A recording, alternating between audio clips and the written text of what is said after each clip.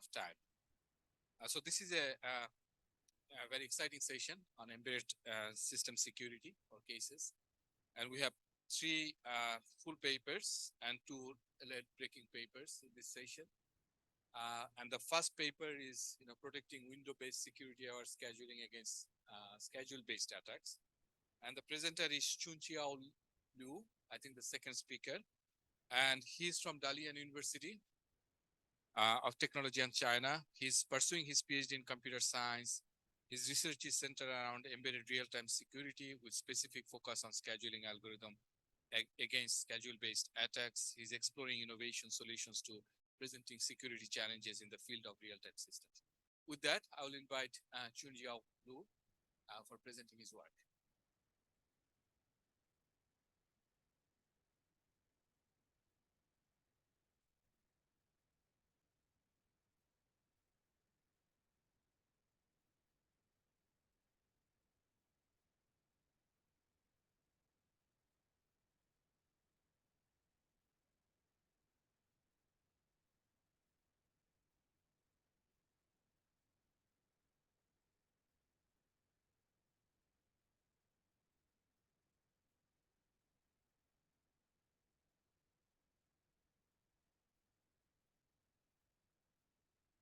Hello everyone, I'm Cun Xiaoliu and I'm from Dalian University of Technology. The topic of this presentation is protecting window-based security via scheduling against schedule-based attack. My presentation will include 5 parts. Let me introduce the background first. With the evolution of real-time systems, they have become increasingly prominent in safety-related applications. In order to achieve that many strong team,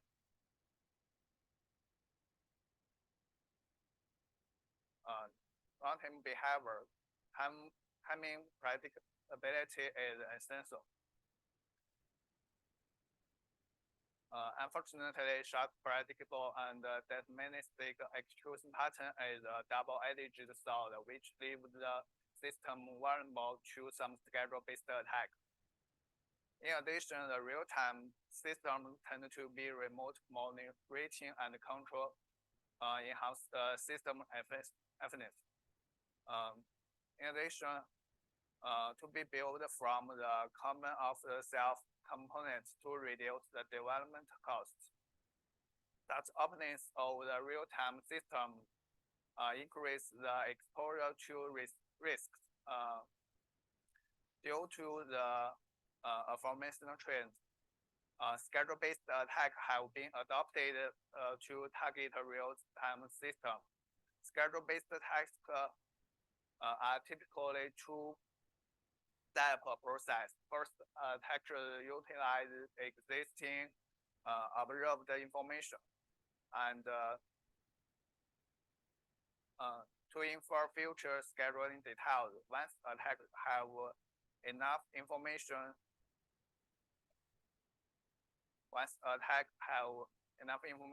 about the system and ensure they are able to craft more effective attacks,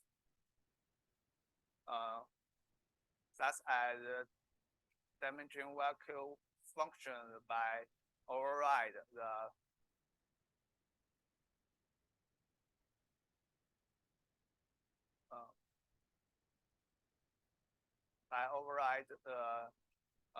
PWM signal, as illustrated in the right figure.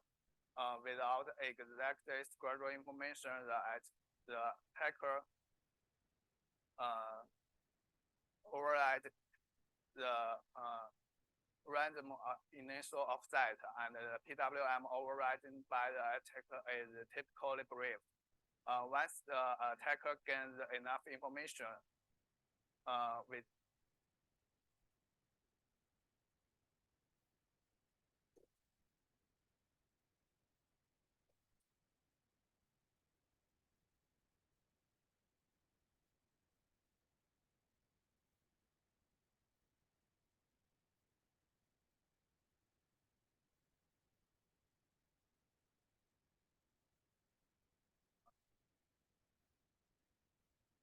as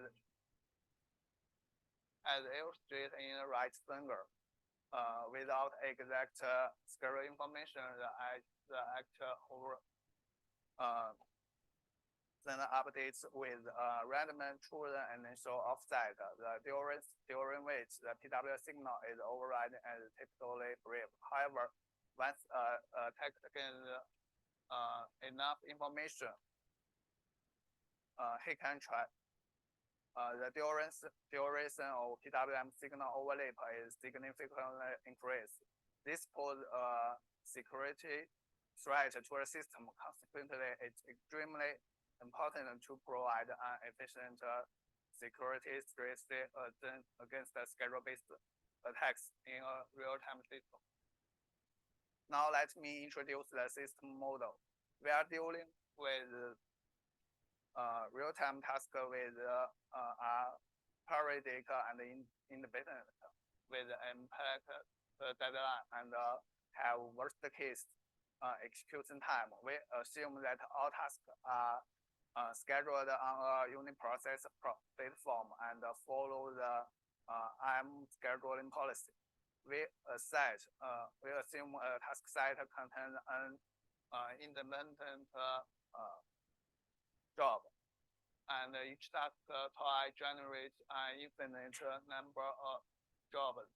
Jobs are independent of other jobs, and each task is characterized by a table. Includes its worst case execution time, period, and impact deadline.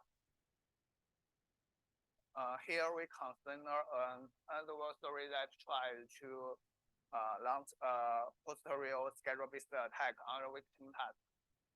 We assume that the adversary has compromised the task as an attack task, and it can modify the flow of the attack task. Here we follow the vendor-oriented security model. We assume a fixed victim task and a task from the victim's vendor, and the ideal task are trusted. Others from different vendors are untrusted. And only the untrusted task have the potential to be the attack task. In this paper, we assume that the posterior schedule-based attacks should be executed within a certain window after a completion of the victim task. And we define this window as attack effective window, AEW. For victim task, its AEW is defined as a time period during which schedule-based attacks are effective and ineffective as others. Thus, our goal is to minimize the AEW untrusted coverage ratio while granting the schedulability. Many scholars have done a lot of research on defense against schedule-based attack. There are two major research can bring some insight, which are randomization-based scheduling and coverage-oriented scheduling policy. Schedule randomization can disrupt the dynamic execution pattern of real-time system, and thus attackers cannot obtain precise schedule information. However, schedule randomization also open Pandora's box. For example, for the tasks below, when we use IAM scheduling policy, there are no untrusted inside in the AEW. However, when we randomize the schedule, 2/3 of AEW gets taken over by untrusted tasks, making it a vulnerability. Thus, so schedule randomization might not be a reliable defense against schedule-based attack in many cases, because it could increase the AEW untrusted coverage ratio. In order to prevent untrusted tasks from being executed during the AEW, CO block tries to block untrusted tasks from being executed as much as possible. When the victim is finished, CO reduces the AEW untrust coverage result. However, this policy have two major drawbacks. It overlooks the system protection capability limit, and this may lead to poor security protection performance due to the inordinate blocking of untrusted tasks. And each offline feasibility test is pessimistic, and this may lead to low probability of priority inversion. To address the above problem, we propose protection window to characterize the system protection capability and online feasible test to schedule. So we propose a novel security-aware real-time scheduling policy based on protection window and online feasibility test. This scheduling strategy involves two main steps. The first is security-aware task selection. To factor in the system protection limit in for the security-aware scheduling strategy, select trust and untrusted tasks according to the execution state of victim task. Then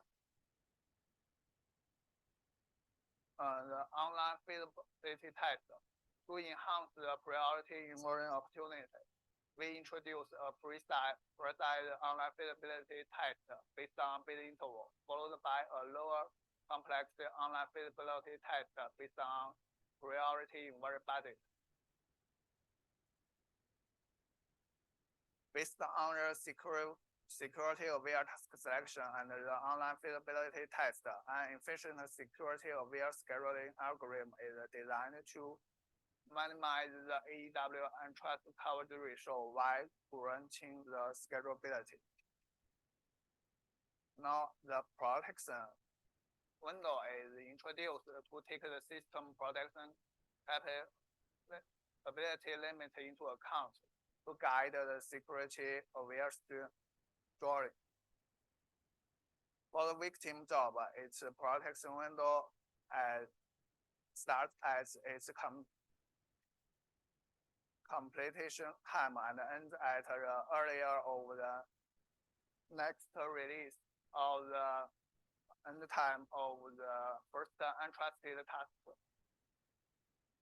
For a victim task, its protection window is the minimum protection window of victim job. Then we use the upper bound of protection window of victim task to characterize the system protection capability limit.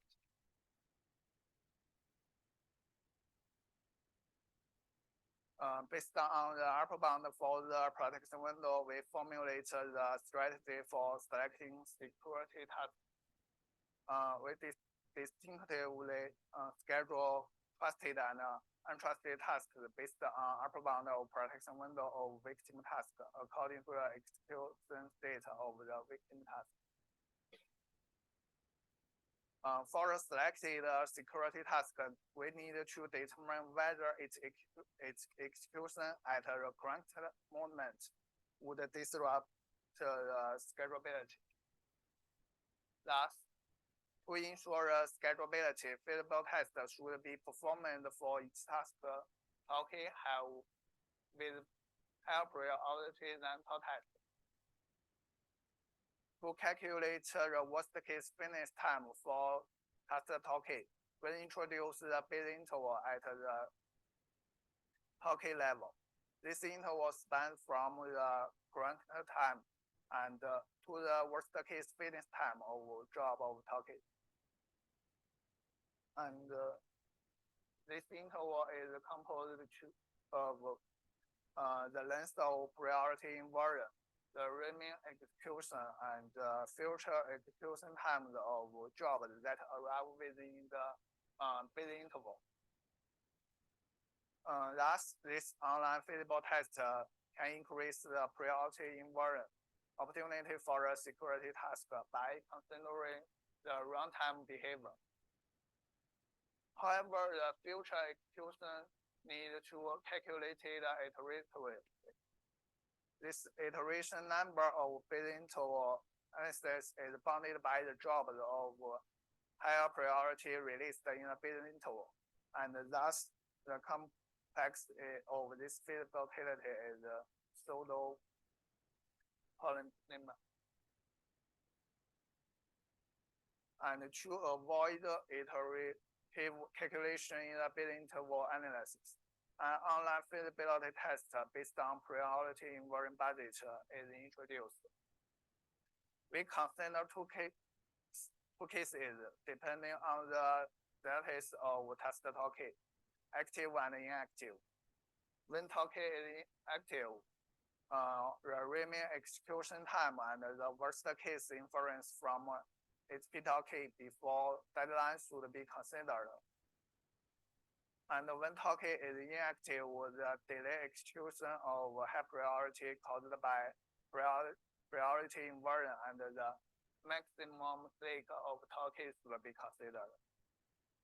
By considering impact of high priority within a specific time interval, each calculation are avoided, resulting in the reduction of the test to polynomial complexity.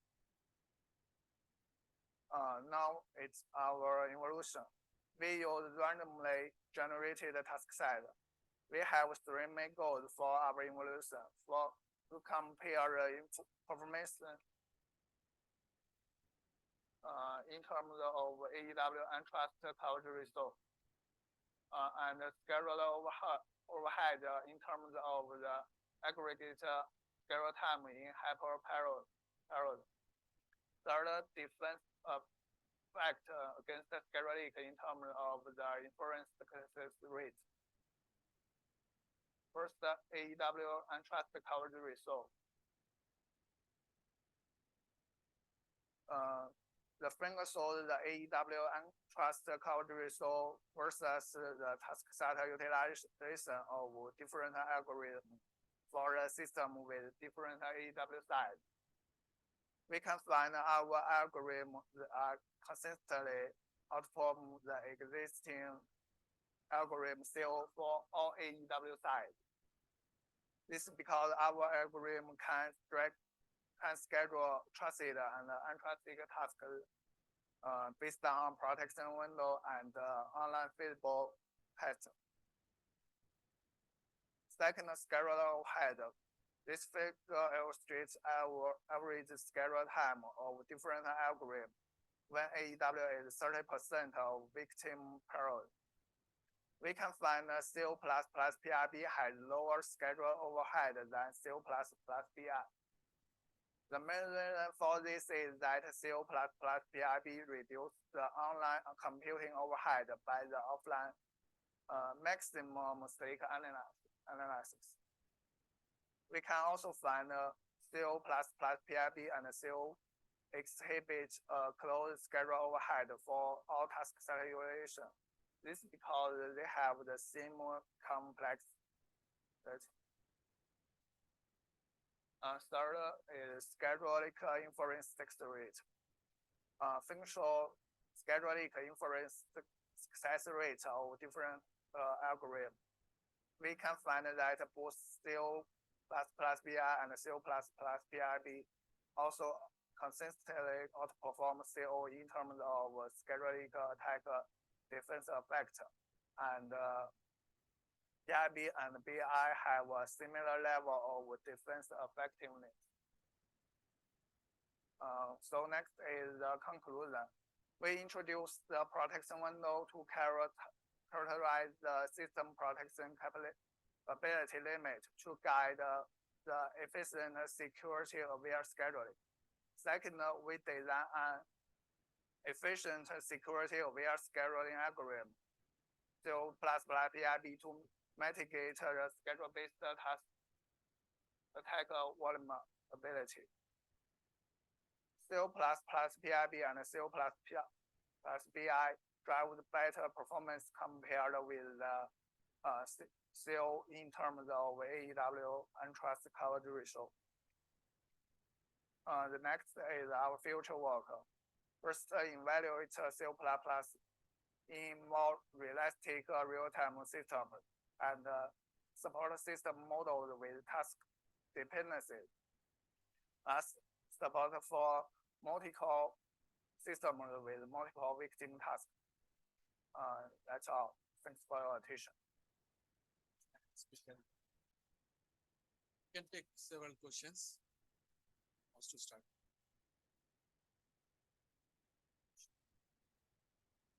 Okay, let me start. So you assume that there will be a attacker task running in a PLC or in a canvas, all right? That's how how is it going to end up there?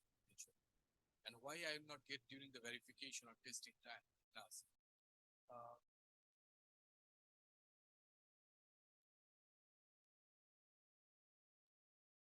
This one. We focus on posterior schedule-based attack, which means the attack affected window is after the victim task complete task. It's yes, there are different schedule-based attack, and we focus on the posterior. So the attack affected window is after victim task, and it ends you side the AEW side. It's unknown for the defender because it is relevant to the attack and the system. So we use the protection window to characterize the system capability limit. Anybody else? Any question?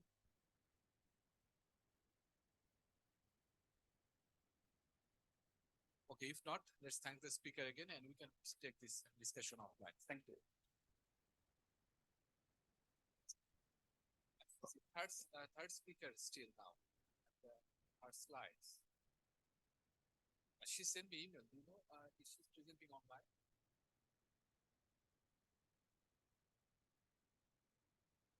Durba, yeah, but she's sending me slides, but I don't know if she find her. Okay. So that's all. The second talk is will be presented by Artem. I think he's here. I saw him. He's a second year PhD student at the University of Waterloo, Canada. I see his advisor here too. Well, he's also did his undergraduate studies and master's program.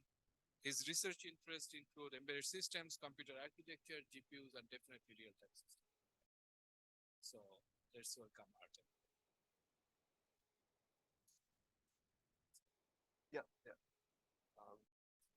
Hi, my name is Artem, and I will be presenting our paper titled Predictable GPU Wavefront Splitting for Safety Critical Systems.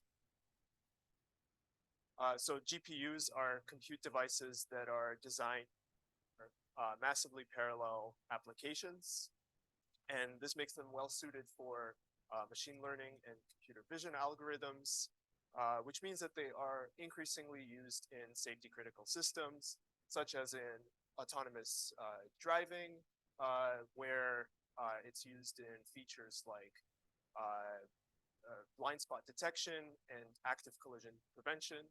And it can also be applied to fields of avionics and space. Safety critical systems require that there are guarantees that timing deadlines are met. So designers of such systems, when they're considering using GPUs, they need to not only consider their performance, but also the worst case execution time. So there have been several prior work that look at employing GPUs for safety critical systems. And they kind of fall into two major categories. The first is to take commercially available GPUs and understand their applicability to safety critical systems in terms of predictability.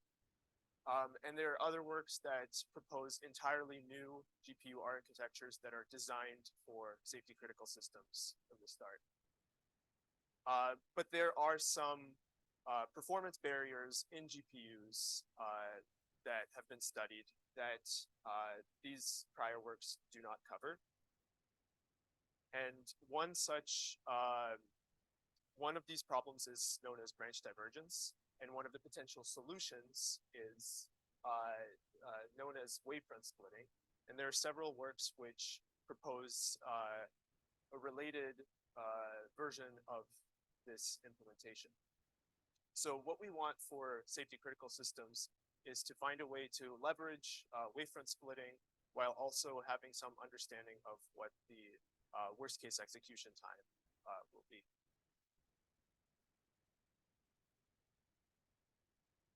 So our main contributions to get these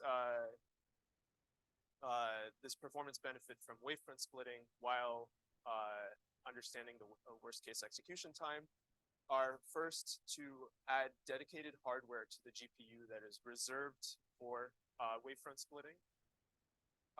We add 2 instructions to the GPU ISA to provide static information of when wavefront splitting happens. And we combine these 2 contributions in a compiler pass and worst case analysis to reduce the overall worst case execution time of a GPU program. So before I get into the details of wavefront splitting, I'll start with some background about the GPU execution model and the hardware. So consider a vector here A, and we want to increment the elements in the vector. A traditional CPU model would increment these values serially, but in a GPU, you would execute the same instruction on these separate data elements in parallel, and this is known as single instruction, multiple data, or SIMD execution. A GPU programmer will define the behavior for a single thread of execution known as a work item in a program called a kernel. And here you can see the kernel does this increment of some vector element. The work items are grouped into units called wavefronts, which execute in this SIMD manner. And the GPU consists of, in a simplified form, many of these SIMD units which function in this SIMD manner. And these wavefronts are distributed to the SIMD units by the GPU. So branch divergence occurs when a GPU kernel contains conditional logic where certain work items within a wavefront take different execution paths compared to other work items. So in this particular example, we have a wavefront that consists of 4 work items where we have some sort of data vector, and we execute basic block 1, BB1, and we encounter a condition where 3 of the work items meet the condition and 1 does not meet the condition. So there's a branch into 2 possible paths, BB2 and BB6. So the GPU must serialize the execution of these 2 basic blocks. So in the end, you get an execution timeline diagram like the one shown, where you can see that there is some serialization of these blocks. And so some work items have to wait for other work items to finish.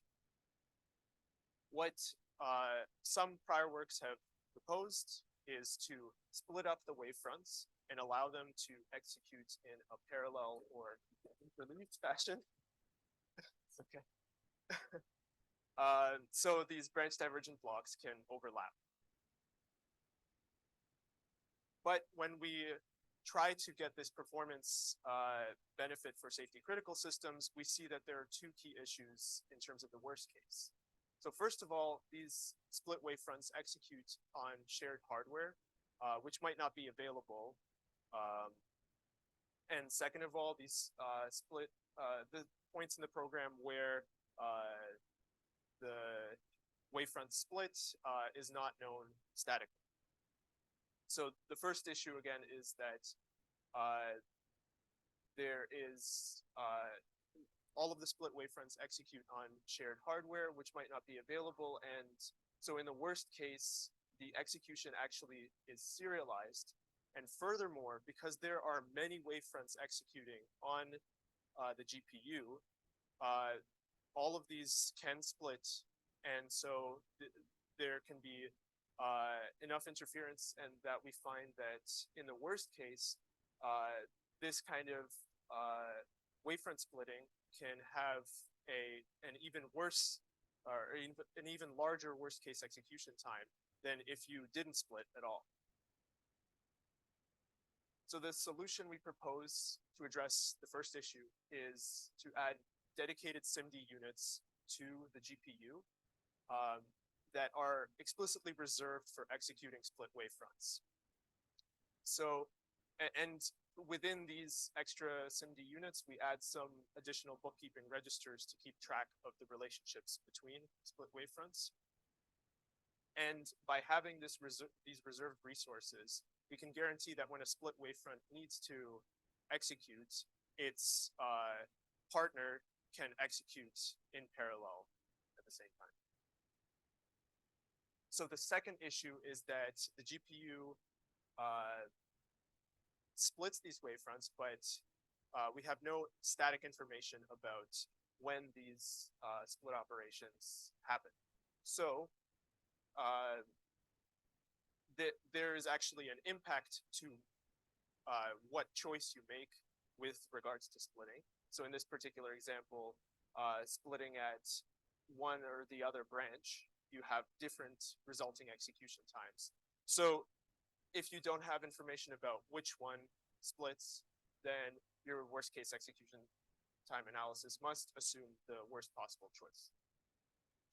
So to address this issue, we add split and merge instructions to the GPU ISA. And this allows the GPU programmer to identify branches within their program that they want the GPU to split on.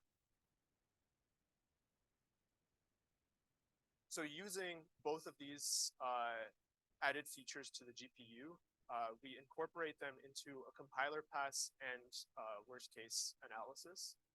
So what the compiler pass does is help us to find the worst case execution time for a single wavefront executing the kernel. And what we know is that given the knowledge of which split points we have chosen and the guarantee that they will execute in parallel on dedicated hardware, we can eliminate certain paths from the control flow graph, or CFG, when performing the analysis to reduce the worst case execution time.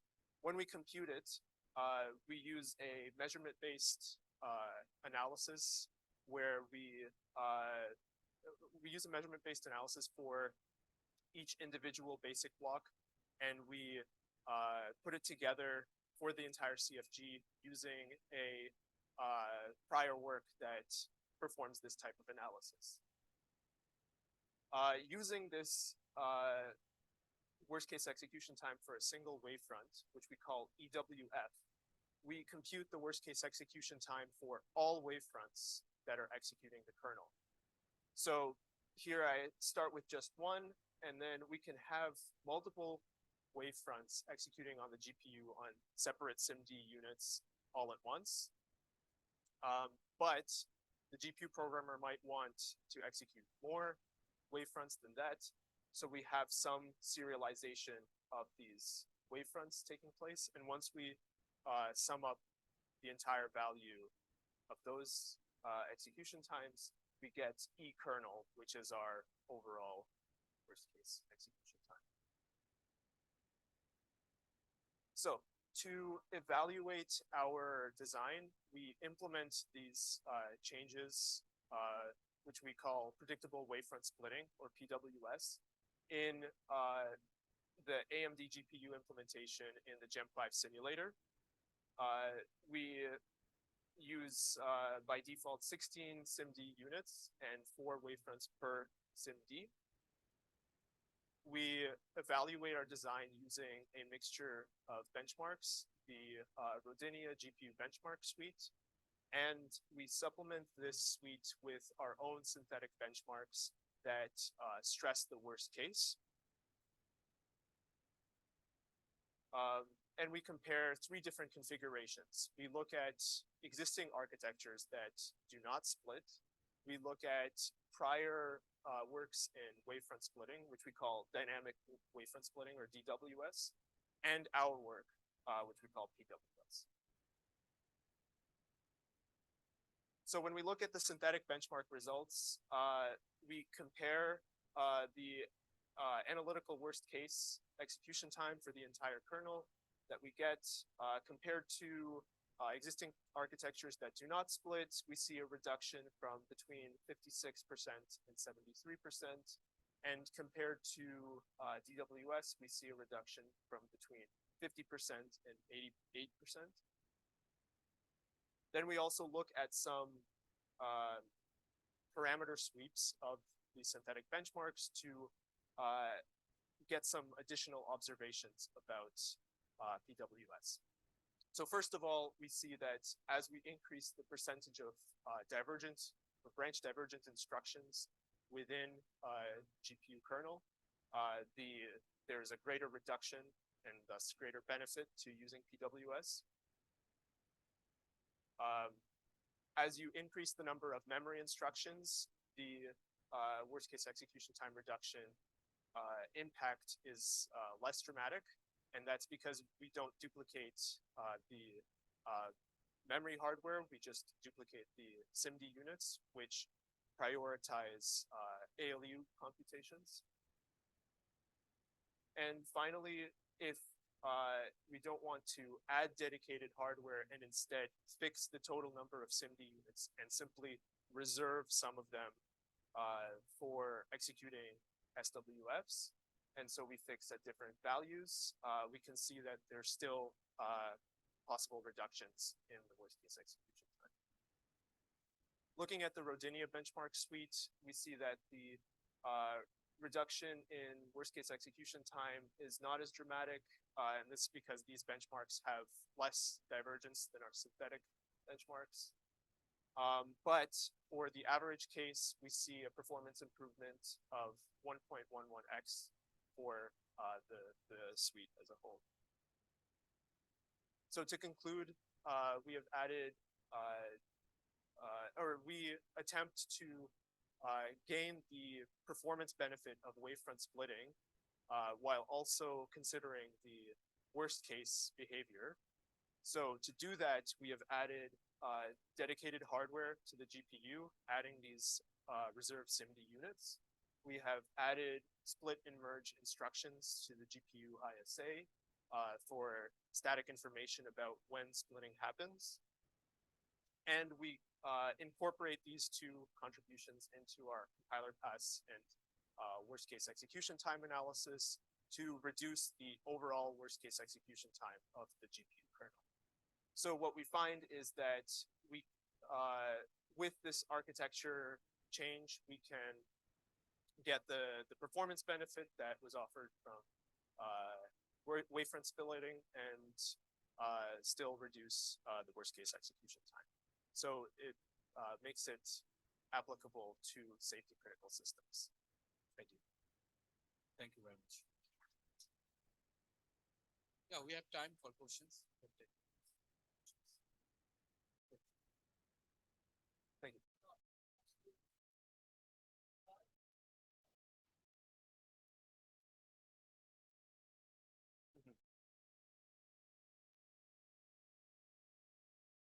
Right. So Yes. Yes. So for this work, we require that GPU programmers annotate it manually, which for existing benchmarks, as we saw with Rodinia, is kind of it's feasible to do, where the kind of branch divergence structure is not very complex, but it does enable kind of more branch divergent programs on GPUs potentially.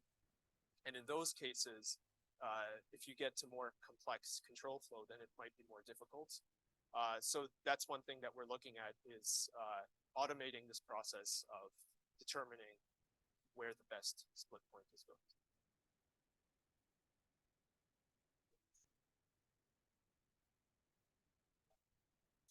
So I saw that you changed the architecture has changed, like SIMD computing unit, and you have SP SIMD, am I right? Mhm.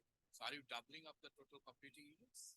So yes, that is the added cost to the architecture. So we look at adding these SPSIMD units, and one of the alternatives that I looked at was over here. We looked at fixing the total number of SIMD units rather than adding more, and just reserving some of the existing SIMD units as these SPSIMD. So you're compromising this area and the power. Mhm.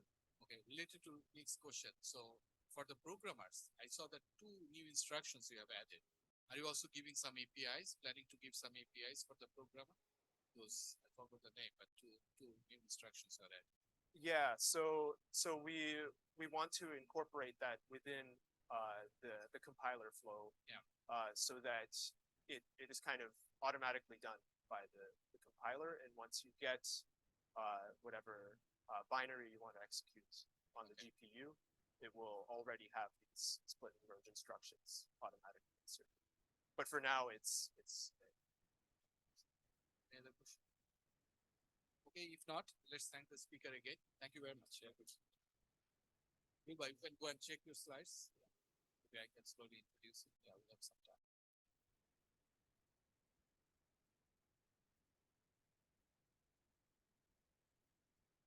Our third speaker is Durba Chatterjee. She is a PhD student at the Department of Computer Science and Engineering in IIT Kharagpur.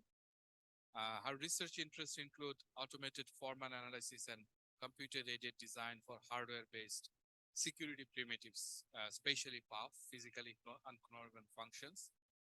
She also works on developing lightweight security protocols using hardware-based primitives.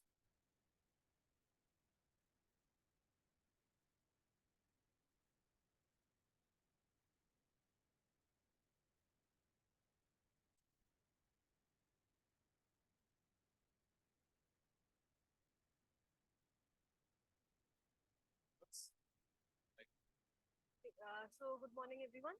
So my name is Durba Chatterjee, and I will present the work which we call as Prefer. So this we started in IIT Kharagpur along with my co-authors. So just to give a brief introduction, so here we will be talking about a remote attestation protocol, which is particularly focused for IoT devices. So here, as a use case, we consider a drone network. So here we have a set of drones which have almost the same computational power, and we consider that almost most of the drones are connected to each other. So since most of the IoT devices are handheld or can be accessed by users and attackers likewise, so they are also susceptible to a wider range of attack spectrum. So, so the possible attack scenarios can be probably changes in the target code that is being executed. So what we want to do is we want to attest whether the target code that is being executed in the proprietary devices are correct, and we want to check their integrity. So, so there are basically some class of attestation protocols that have been proposed. So they can be broadly classified as like software-based attestation or hardware-based attestation. So they have their own limitations. So if we see in software-based attestations, they require very accurate time measurements. because it checks the time required by each operations. And it only identifies a deviation in the computation or in the code if there is some change in the total time taken. However, when we go for hardware-based schemes, they will require like large like hardware overhead, such as like they even require like TPMs or SGX, which is not very suitable or scalable for IoT devices. So there, that led to the development of a new area, which is known as hybrid attestation schemes. So it tries to combine both these areas. So it tries to take the best of both of these worlds. So it combines like lightweight hardware primitives, such as physically unclonable function, which can be easily embedded, or these are very lightweight and can be easily embedded in low-cost devices. And it uses the protocols which are implemented in software. And so one particular class of hybrid-based schemes which have like been widely researched are based on PUFs, or which we call as like physically unclonable function-based schemes. We will just describe this. So going to just to give a brief background of what is PUF. So PUF is physically unclonable function. So you can think of it as a hardware device, and it will take some input and it will give some output. And the output that we get is basically unique to each hardware device or each instance.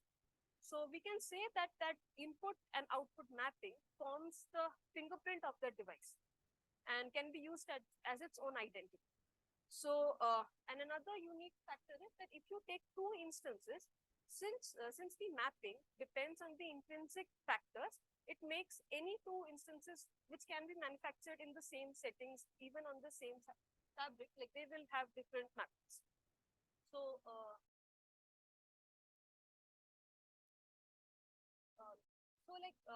when this PUF is being used for attestation schemes, generally what happens, we have in attestation schemes, we have a prover and a verifier.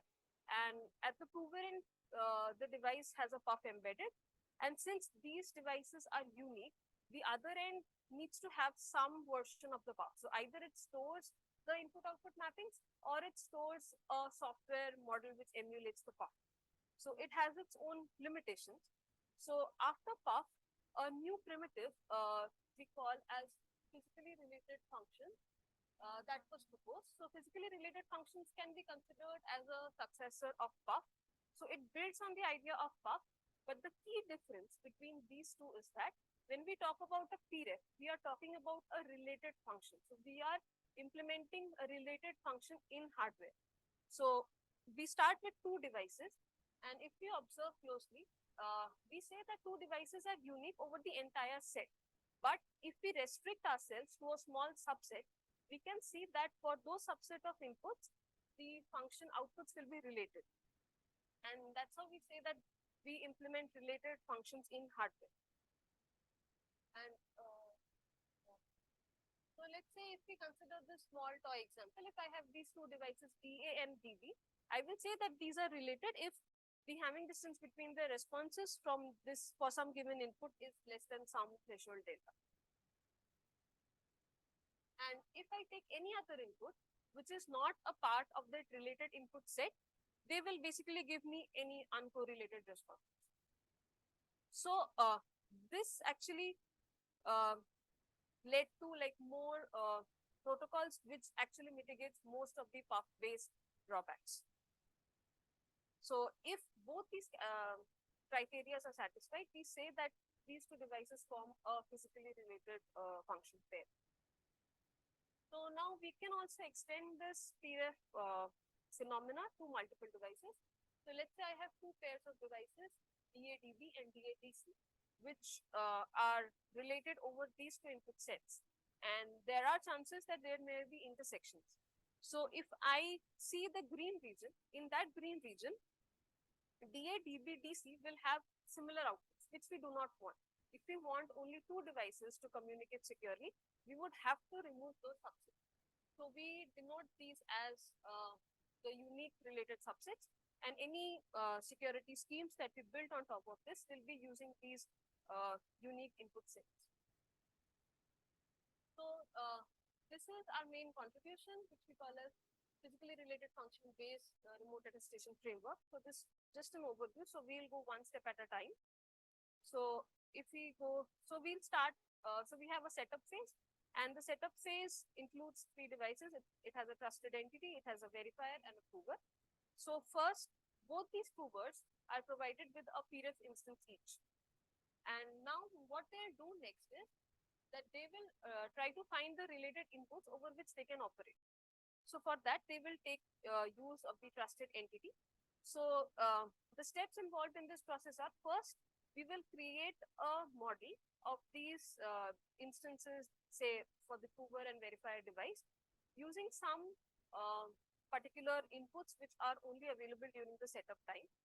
Once we have these models, these are actually fed into a solver. So we represent the model output in terms of a first order expression, and then we feed it to a solver which gives the inputs for which their outputs are related by a threshold. And since these are hardware devices and are also susceptible to changes in environmental conditions, these are again fed back to the devices to finally identify the inputs for which these two devices actually give similar outputs. Now, these related outputs XAB are then stored to the cloud. And one important thing to note here is that since these are inputs, and these inputs alone cannot give any attacker any information about the PREF responses, so these can be stored in a public cloud or a public ledger. The only assumption that we make here is that these challenges should not be altered. But we do not need any secure storage for that.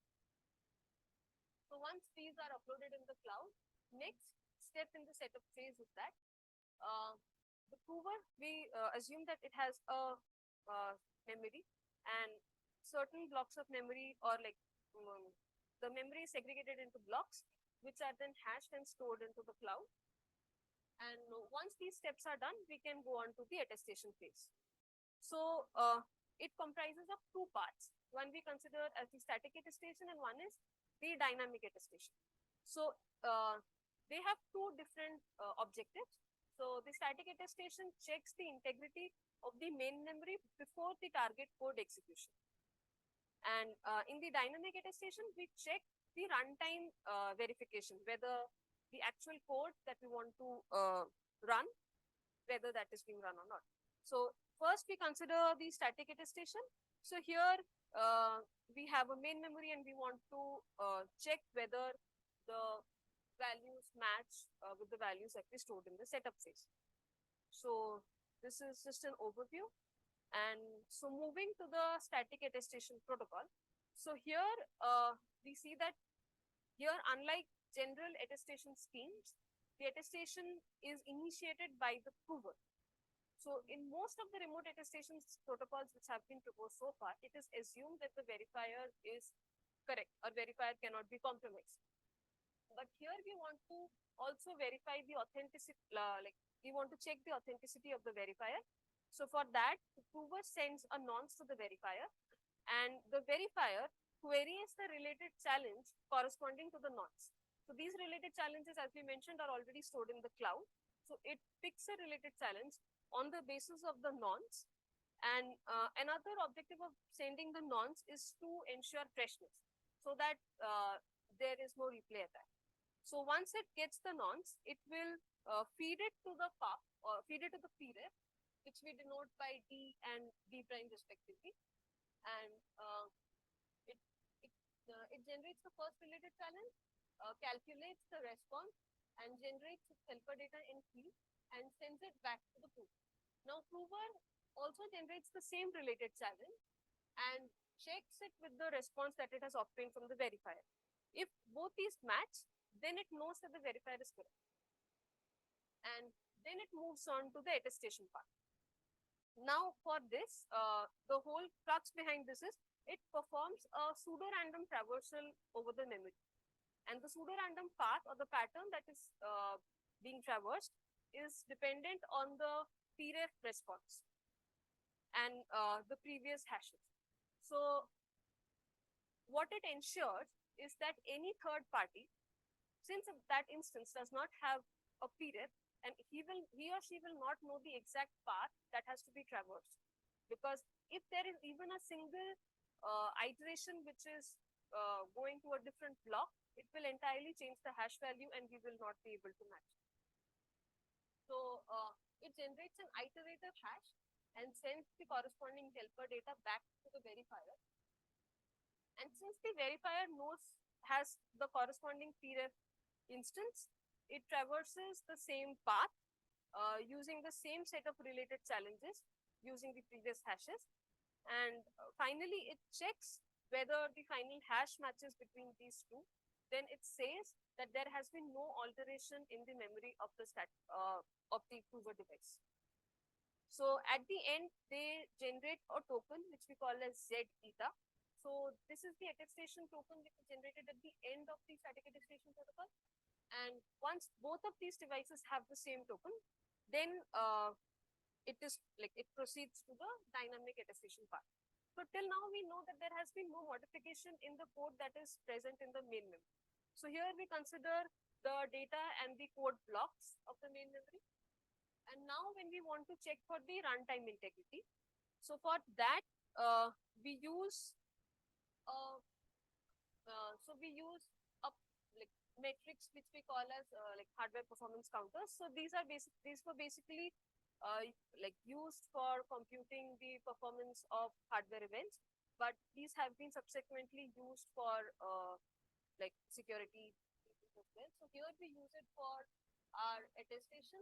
So here the first dynamic attestation protocol uses the HPC values. So here we choose around 16 hardware performance events. And what we do is the verifier chooses some code inputs which is sent to the prover. The prover will run the target code in its device using those inputs, and it will generate the performance values side by side while it's executing the code. And then these HPC values are then encoded using the PREF response. And these are then sent back to the verifier. And the verifier, since it has the same PREF device, which produces similar responses, it can decode that. And since we are talking about an encoding and decoding, it can adjust for the error or bit differences between the two PREF devices, and it finally obtains the HPC traces. And now the verifier and prover, now the verifier has both the set of HPC traces corresponding to the prover device and the verifier device, and it performs a statistical test, which for here we use a t-test. And if the t-value is below a threshold, we say that there has been no alteration or no modification in the runtime code. So generally the plausible attacks that happen during runtime are done using return-oriented programming. So those basically change the return address or point to some other memory block. So even if there are any additional operations or any changes in the code flow, these will be reflected in the performance counter. So one drawback of the previous scheme was that it was using multiple code inputs, and the verifier has to wait for the prover to run multiple code inputs. So there is one step improvement. So here we work with only single code input. So the verifier sends that input, the prover generates the HPC value for only that input and encodes it and sends it back to the verifier. Here, during setup phase, the verifier has stored has computed the distribution of the target code that is there on the prover, and also some variations of the correct code, which can be considered some alterations or some modifications of the code. And once it receives the HPC trace back from the prover, it checks the probability that the given trace lies in either of these distributions. So for all the hardware performance events that we consider, if in all of the events it seems that the trace belongs to the correct distribution, then we say that there has been no modification in the runtime. So since these HPC events are generated during runtime, so these are also secure against the class of attacks known as time of check and time of use attacks. And since we are using the PREF response here, it also makes it secure against impersonation attacks. So we have implemented this scheme on a target device, which is Vigilant Fora Z7. So it houses a Arctic 7 FPGA, wherein we implement the PREF, and it also has an ARM Cortex A9 processor, in which we implement the attestation protocols. And here it also includes a 512 MB RAM, which we consider as the main memory, which is being attested here. So the implementation is entirely done using Vivado and Vitis tools. And to implement the PREF, we use a PAF implementation, which is called as a 54RR byte PAF. So after like implementing the PAF, we also characterize it using like around 20,000 challenges, and we obtain like decent uniformity and reliability values. And to collect the hardware performance counter values, we use like functions known as XPM set events and get counter events. And we choose 16 events which are available in these libraries. And so when we are working with multiple traces protocol, we see that the T values, so here the T values denote the T test values corresponding to each of the 16 values for a pair of correct executions, which is shown by the blue line. And the red line denotes the T values between the correct and the malicious code execution. And we see that there is a significant difference. And we verified it over like various correct codes and various versions of the incorrect codes. And when we move to the single trace attestation scheme, so when we were comparing the mean and standard deviation of these distributions, we saw that even a slight change in the correct code could actually drastically change the mean and standard deviation. And when we were running this, we ran the same code around like 1,000 times, and from there we obtained that the true positive rate of the scheme was 94.4%, and it never categorized a malicious trace as a correct one. So we have a false negative rate of 100%. So thank you. Time for a few questions. Yeah. Thank you for the presentation. I have a question regarding the POFs that because POFs, we have some kind of, we can perform some kind of attacks on them, right? Right. So like your whole work is based on the POF. So you consider that they are secure? No, I mean, it's based on PUF, but the kind of attacks it like, can you give me some example of the attacks that you are considering Like on PUF? there are various attacks. I don't recall that what are the kinds of attack, but while doing the survey, I found that they are also vulnerable to some kind of attacks, right? Okay, so here the adversary model that we choose is we have a remote adversary which can make changes in the software. It cannot make changes in the hardware. Like that is our underlying assumption. And it can make probably changes in the communication and the software operations that are being like held. But one thing, if it makes any modifications in the hardware, so as it's the characteristic of the PUF, it will change the mapping. So it will not be stealthy. So it will get identified. One more question that you said that you took the HPC values, right? So I just want to know about the what kind of programs you took, whether they are simple programs or whether they are a bit complex. What kind of programs you So test? we tested with a series of programs. We started with a small like search algorithm, and we also moved like for more complex algorithms. So here when we were implementing in Digital Fora both, so we were basically dealing with C code. So it also had like very small if-else statement, and we also tested it for like large algorithms. Is the data set available or you made it on your own, the programs? It's not public right now. Okay. Yeah, thank you. Thank you. So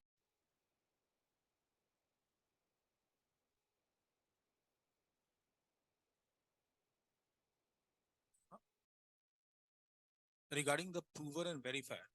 I mean, when they are communicating, is the prover waiting for the entire application to run on the verifier and then get that HPC? My question is, how frequently are these prover and verifier communicating to get the HPCs? Number one. And number two is, have you considered multiple verifier, single prover, or something like multiple prover, single verifier, something of this model? Yeah, so here, so static attestation runs only once because we are trying to attest the main memory state. And whenever the prover device will run the target code, so we can say that the dynamic attestation runs after like certain intervals of time. So Yeah. So I have a follow-up question to that. Yes. How do you decide on that periodicity of this check? So if if it depends on the application actually. So if we are targeting an application which does not run the target code very frequently, then we will check or run the HPC trace collection every time. And it does not actually incur a lot of overhead because we just have to set two flags and we can just collect those values and send it. And the actually it does not affect the availability of the prover device as well because it can continue with the operation. In the meanwhile, it can send it back to the verifier and it can check whether the code execution is correct or not. Until these HPC values are returned, Yes. how does the prover know that it's going on in a correct way? I mean, it has to wait for until this. So There should be a there sequence. is a first level check, right? So we are doing a static attestation check. So the prover knows so far that there has been no changes in the memory. And during runtime, if there are any attacks, those will be, it actually does not take a lot of time to, because it is calculating the HPC values as in when the code is running. So here, when we were doing this, we ran it in a like sandbox environment. So it was running the code, it is sending it back to the verifier. Once the verifier achieves, then it runs it in the normal mode. And to the second question that you asked, so we assume that a verifier can attest multiple prover devices. So as we discussed, like we can also create a network of these peer of devices. So since each of these devices have a similar network, so one verifier can actually attest different prover devices at a time. And so we can actually extend it to like swarm or collective attestation stage.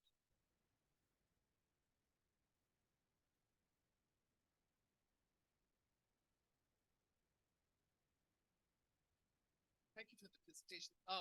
This is related to the puff question. So in the static attestation phase, if you're using SRAMs as puffs, now SRAMs can also degrade over time and leave their wear out. So when you do your static attestation at that point, later on at runtime, there may be wear out in the SRAMs.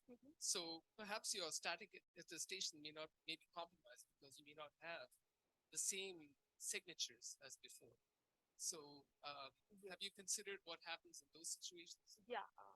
For long life, for example, in the automotive system area, maybe it's a 10-year lifetime and their SRAMs are degraded. So here, when we are actually, when we are talking about, so you are basically talking about the reliability or repeatability of these responses.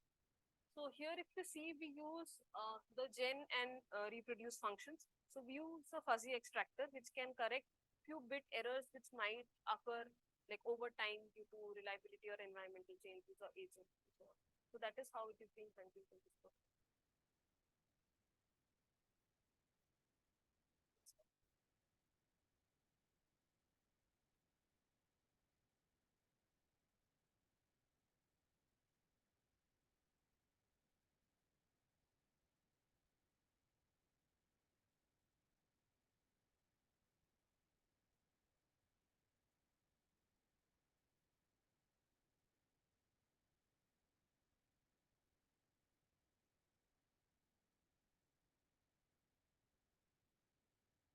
The major advantage of using physically related function over physically unclonable function is that we do not have to save the PUF models or the CRP database at the verifier end. If it does, in case the verifier gets compromised, then the prover device has to be discarded from the network. But what happens in case of a physically related function is that if the prover device or if the verifier device gets compromised, it can calculate another subset of inputs over which these two will be related, and the prover device can still stay in the network. And like if we talk about like Strongcox, it has an exponential number of CRPs like around 2 to the power 64. Even if we are taking a small subset, it is still sufficiently large for like several sessions.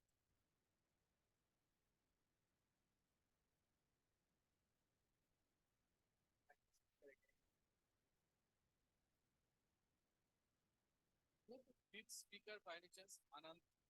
Anandpreet Kaur? Oh, you speak, sure. Okay. So our fourth, we are now have two late breaking paper presentation, and the paper now will be presented by Professor Nick Dutt. Lead introduction, but he's a distinguished professor at CS department and also in ECS department at UCR Vine. And his research interests cover adaptive system design, healthcare IoT, and Good morning. Thank you for the short introduction. My student Kayo, who's now faculty at NC State, couldn't get a visa, so I'm presenting on his behalf, and I'm channeling Kayo. So the paper here is actually a very simple idea. There's been a lot of work in intrusion detection systems for CAN buses and automotive devices. So I think there's a large body of work there. But our work is really trying to say, even if you've done the work, you still need to be able to classify them with very low overhead so that you can deploy different types of techniques to ameliorate those attacks. So our work is really focused on a post-IDS setting where you have different types of attacks. You're trying to classify them with very low overhead, low power, and quickly. So that's the context for the talk. So I don't need to tell you this because this community knows about this already. Of course, there are many ECUs in a car, and although this whole landscape is changing, CAN buses are still kind of the standard for many architectures today. And there are many types of attacks that might occur on these types of CAN buses. And what we want to be able to do is try and quickly classify the attack types so that you can find strategies to overcome.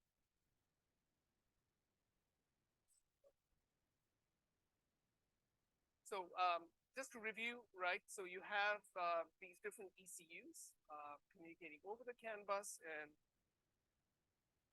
you have different types of attacks again. And like we said, the ones that do look into classification disregard the overhead. And if you are trying to embed this in a very low overhead kind of system, you have to think about, how can you actually do this efficiently? So this was basically a study to see what kinds of approaches you might have to apply to try and classify them very quickly. So our framework is that we'll take these different types of attacks and then group them into attack blocks that you see here visually in different forms here. And then assuming that those attacks have already been detected, we then extract features from each block. And these features are then converted from a time series to discrete data points. So for example, you might look at simple ideas of the average, count, standard deviation. And then from these features, we then want to use very lightweight classifier models that can execute on a lightweight platform. And then try and compare how this approach works with respect to existing approaches that do classification. So quite a simple idea that we try to do, try and see what the study might be. So the experiments, we ran the experiments on a Raspberry Pi Zero. And we took 3 literature data sets, SynCAN, car hacking, and survival IDS. And we explored different models to try and evaluate how they might work on this simple platform and then try and extract these classifications. So we looked at AdaBoost, decision tree, Johnson and Lee, KNN, quadratic analysis, random forest. And our experiments were that we took existing state-of-the-art classification techniques that are shown here in these rows here. And the table shows for different data sets here what the accuracy was, where we tried to emulate these existing techniques on the platform using the literature, reproduce the results the best we could so that we could try and do a fair comparison on this Raspberry Pi.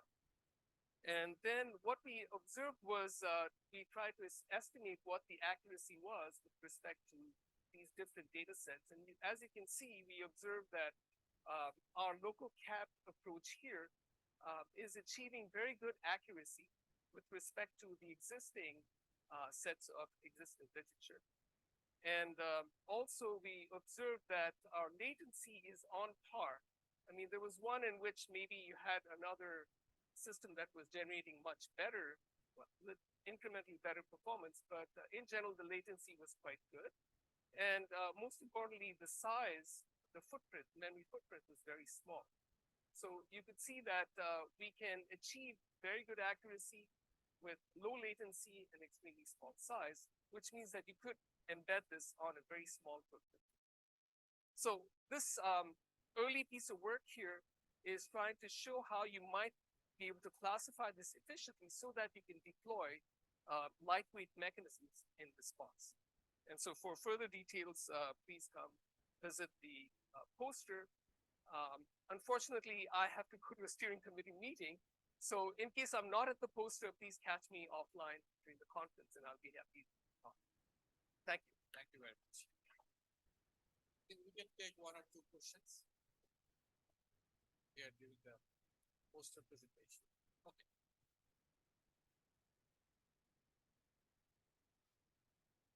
Thanks for the quick overview. So, if these are deployed, in the system, is there a risk of the classifier being attacked? How would one? Yeah, who's watching the watcher? It's a perennial problem. We have not looked at that yet. Like, this is a very early piece of work. As a late-breaking paper, I think there are many questions, both in terms of how do you ensure that this is not attacked. Furthermore, there's also the broader question of, you might argue that these ECUs, on platforms now, there's enough performance, so why bother? Is another question. And the idea is that perhaps these might be, so to the question of why bother, you may be actually putting these on drones or other types of lightweight devices where you might have similar types of attacks. Now, it's arguable whether you use a CAN there, but regardless of whether it's a CAN or not, you might be using other forms of intrusion detection systems. So I think the same kind of approach might still applicable. As to securing this approach itself, I think that's a good question.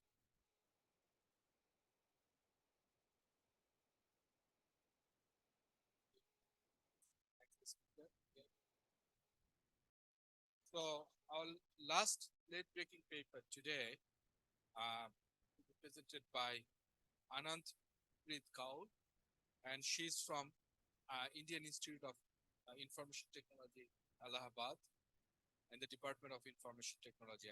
And her research interests include security for IoT devices broadly. And she has achieved a couple of fellowships for her studies from Indian government. Good morning, everyone. Am I audible? Okay. So today I'm here to present our paper titled Flipping Bits Like a Pro, Precise Row Hammering on Embedded Devices. My name is Anand Preet Kaur and I'm a PhD scholar at Systems Lab IIIT Allahabad, India. Praveen Srivastava and Dr. Bibhash Kushal, my mentor, are the co-authors of this paper. So in this presentation, I will go through these topics. So as I mentioned in my title that it's flipping bits, right? So why this is happening? What's the reason behind it that bits are flipping? So it's related to the DRAM scaling, the issue with the DRAM scaling problem. As you know that the semiconductor industry has benefited from the technology scaling, but in which the manufacturers pack a lot of cells together in the same area. But in 2014, it was found that there is a cell-to-cell interference between these cells, which is causing the change of data. So here in the second column, if you see, the initial value was 101 and it is changing from 100. So there is a change of data. There is a flip of data, which is happening due to the scaling problem. Initially, it was thought that it is a reliability issue. But in 2014, that they discovered that this reliability issue can be formed as a attack. So they name this phenomena as row hammer. So it is described as like breaking into an apartment by repeatedly slamming a neighbor's door until the vibration open the door you are after. So I have described one variant of row hammer, that is the double-sided, where you are accessing two rows are making the changes in the sandwich row. So there are other variants of row hammer such as the single-sided, this is the double-sided, and the one-sided. So the work regarding row hammer has been going for a long time, and the researchers have explored that the memory modules related to the Intel systems or the cloud systems, the memories present in these systems, the DDR3 or the DDR4 modules are vulnerable to this row hammer, and they're able to make changes in the memory, and even the attack is possible remotely. So our goal is to perform this deterministic double-sided row hammer. So I have described that there are three variants of row hammer, the double-sided, single-sided, and the one-sided. But the double-sided is more deterministic, in which you access two kind of rows and you try to access them number of times. So also it has been shown that this double-sided row hammer flips the data in a reliable amount of time. So we thought of using the double-sided approach for testing the memory modules related to the embedded systems.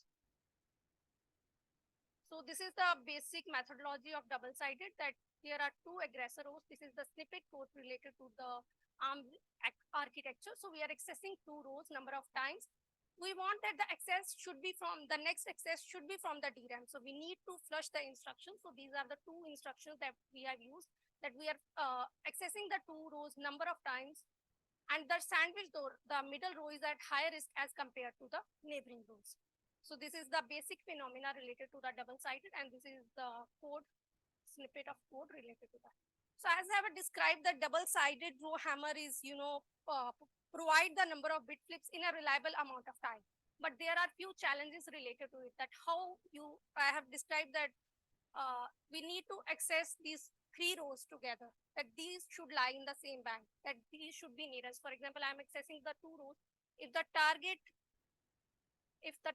address is at ith row, I need to know that the addresses I need to access should be I-1 and I+1. So how should I know that? So whether these addresses, these physical addresses, so whether they lie, because there is a mapping. So the user have access to virtual addresses, right? How the virtual addresses map to physical, and then physical, how they map to the DRAM. So we are trying to figure that. Okay. So we want to test the vulnerability. This is our first contribution, that we want to test the device vulnerability to double-sided row hammer. And in the literature, the solution is provided that you can reverse engineer the DRAM mapping, where you can get the information related to the row bits, bank bits, and the column bits. And once you get the information, you can trigger the bit flips. So this is the literature regarding reverse engineering DRAM, and it can be seen that a lot of work is done related to the Intel, and two works related to the ARM is done. And only they have provided the bank bit information or the single row bit information, which is not enough, or we can say it is a limited information to perform that deterministic double-sided row hammer. So to fill this research gap, we provided a tool, DRAM Moth. The work is published in 2022, and we provided a kind of a tool to reverse engineer the DRAM module. The thing is that the approaches provided for the Intel, we cannot simply adapt to ARM. So there are changes in the instruction. There are other technological challenges. So one of the challenges is that the instructions that I needed to, the basic principle of double-sided is that the basic principle behind finding the row bits, column bits, and bank bits is related to the timing principle. So it says that if two addresses, if we try to access, if they lie in the same bank, they will take more number of time, because there will be row buffer conflicts other than the addresses that will lie in the same bank. So based on that principle, we try to find the information related to the row, bank, and column bits.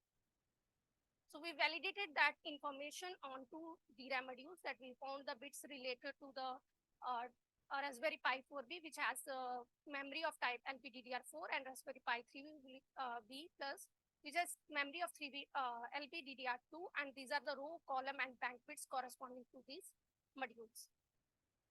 So once we get the information, now is that whether this information or to verify or to validate information, we needed to perform the double-sided. So once we get the information, we try to detect whether this information is correct or not. And for correcting, saying that this information is correct, we need to perform the row hammer. That's the way of doing that. So we tested that. So as I have described that for triggering the bit flips, the addresses I need to access from the D, not from the cache. So I need to flush the cache. So in literature, these are the different methods that are provided for the Intel as well as for the ARM. And for the ARM-V8, we done the work on ARM-V8, so we took the approaches related to this way. So this is the overall view of our work, where we have DRAM moth. DRAM moth, we are finding the information related, underlying memory geometry information using this tool. And then we have a flip on chip. So we got the information, okay, these virtual addresses, they lie in the same bank or different row, because then only we will able to access the, neighboring and the bank rows. And once we get the information, we perform the row hammer test. So we have, filled the memory with these different data patterns. Then the hammer methods are the ways of, flushing the cache or bypassing the cache. And then the hammer patterns, like what kind I have described, that double-sided is one method. There are many-sided row hammer also. So we try to utilize those different patterns. And once we perform the row hammer test, we have collected the victim locations using the bit flip profiler, that it scans the memory, and wherever the bit flips happened, it tries to collect them, so that later on we will be knowing, okay, these are the most vulnerable memory locations, so that we can protect them, because row hammer is a reproducible kind of attack. So once we get that, okay, these are the memory regions that are vulnerable, we can, place the sensitive data over there and then exploit it. So that's the reason that we are collecting the information of the victim locations, these are the victim locations. Okay, these are the aggressors related to it, so that later on one want to target them, they can place their data and then access these groups. So we tested our work and compared with the state of the work. And we found that on LPDDR2 memory modules, the bit flips incremented, because this work has only found the single row bit, and our work has found the bits related to the row, column, and bank bits, and we are able to flip more number of bit flips as compared to them on LPDDR module. And similarly for LPDDR4, we have found the number of bit flips more than them. And also when we were trying to locate, okay, we got the victim locations, we were trying to figure out whether the victims they have produced are right or not, because we want that kind of a victims which lie near to the aggressor, that they should lie in the same bank, not the other victims. So they were not having the knowledge related to the bank bit information, so there was some error related to the victims. And the third contribution in this work was that we were examining some of the patterns that I've described, that row hammer test tool will consist of data patterns, hammer methods, and the hammer patterns. So we discussed we took few of the data patterns, and we tried to figure out which one of the hammer methods give us the best number of bit flips for the two-sided and for the three-sided, for the LPDDR2 and the LPDDR4 modules that are associated with Raspberry Pi 4B and 3B+. And at last, I want to conclude that that embedded devices are important part of our lives, and DRAM is a main target, and row hammer is a serious vulnerability. So we try to explore that whether row hammer or these devices are vulnerable to row hammer, and for that we need the underlying memory geometry information to perform the attack efficiently. And there was unavailability of the complete memory information, so we developed a tool, and once we got the information, we tried to verify it and then examine different patterns. That first is the DRAM address mapping, then the hammer patterns, data patterns, and hammer methods. So these are the papers that I referred for this work, and thank you so much. And if you have any questions, you Let's can thank ask the now. speaker. I think for the interest of time, I can take a very quick question. Otherwise, yeah.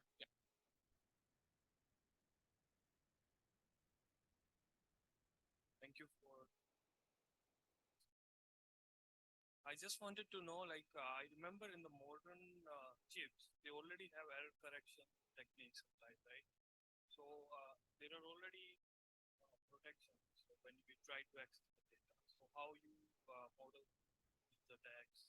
Okay, so you are talking about PCC memory, right? So the ECC memory, what I know is that they can correct 1 bit or 2 bit, single bit errors kind of a thing. But the flips are happening like in a single row, number of flips, bits are, flipping. It's not like 1 bit is flipping or 2 bit is flipping. So ECC that is not able to protect that. A lot of work is going on in this domain, that a lot of mitigation, that how we can protect that is going on. So ECC is not the way in the literature it's mentioned that. I thought that DDR4 is not vulnerable to No, ROHAM. that- Surprised to see that. So the trespass in the literature, they said, okay, let's refresh it. But then they found that the newer DDR4 are more vulnerable to the Is previous there one. so? Yeah, in more the than literature, DDR3? it says that. Okay, let's thank the speaker, and then we can. There are also poster presentations, so please join the poster presentation.